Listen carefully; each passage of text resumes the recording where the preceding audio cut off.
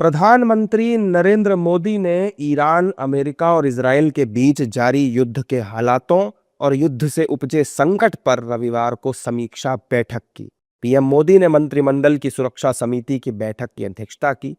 दुनिया में आई अस्थिरता के इस दौर में भारत की अर्थव्यवस्था और आम आदमी की रसोई को सुरक्षित रखने पर इस बैठक में चर्चा हुई है। इसका मुख्य संदेश था, दुनिया में हलचल चाहे जो हो, भारत की सप्लाई चेन पर आंच नहीं आने दी जाएगी। अब इस बैठक पर नेताओं की प्रतिक्रियाएं आ रही हैं। एनडीए के नेता इस बैठक को बहुत महत्वपूर्ण बता रहे हैं।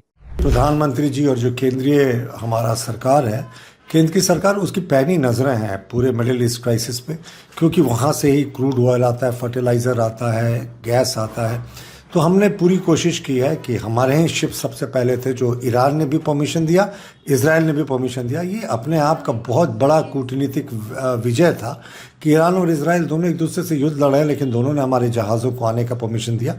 फिर भी फर्टिलाइज़र्स की थोड़ी कमी की बात आ रही है और हम कोशिश कर रहे हैं कि फर्टिलाइज़र्स का जो अपना स्टॉक है वो तो काफ़ी है सीज़न के लिए, लेकिन और स्टॉक करके रखें। और देखिए, इतनी पूरे दुनिया में कच्चे तेलों की कीमतें बढ़ी हैं, तो पेट्रोल डीजल की कीमतें भी अलग अलग देशों में बढ़ी हैं।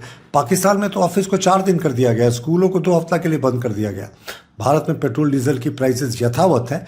तो हम लगातार मिडिल ईस्ट के क्राइसिस पर नज़र बनाए हुए हैं, वैकल्पिक व्यवस्था पे भी कर रहे हैं। रूस से भी तेल आ रहा है, तो तमाम तरह के भारत ने तेल के लिए और गैस के लिए इंतजाम करने का प्रयास किया है। जो भी है, गैस है, ऑयल है, उसके विषय में बैठक हो रही है और सब कार्य हमारा अच्छा चल रहा है। डिसीजंस अच्छे लिए जा रहे हैं हमारे प्राइम मिनिस्टर द्वारा।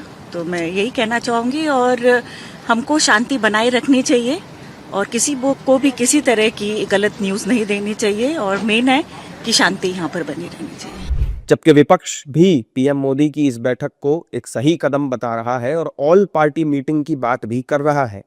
इससे परिस्थिति सिर्फ उसी रीजन तक नहीं, पूरी दुनिया भर में ऐसे परिस्थिति बन चुकी है जहाँ पे सब खाने पीने सबकी शॉर्टेज पड़ेगी, क्योंकि जो उस एरिया से सबसे ज़्यादा जो तेल की खपत होती है, और हमारे देश में खास करके उसकी तकलीफ हो रही है कि 80% से ज़्यादा जो हमारी एनर्जी की सिक्योरिटी की नीड्स होती हैं उसी रीजन से आ रही हैं।